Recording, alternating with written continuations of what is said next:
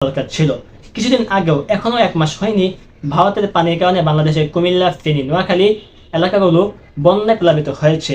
ভারতে অবৈধভাবে নদীগুলো মুখে বাদ দিয়ে বাংলাদেশের পানি সঞ্চালনকে নষ্ট করেছে। অপরদিকে যখন ভারতে পানি বেশি হয়ে যায় তখন তার পূর্ব ঘোষণা ব্যতীতই পানি ছেড়ে দেয়, যার ফলে বাংলাদেশের জেলাগুলো বন্যার সম্মুখীন হয়।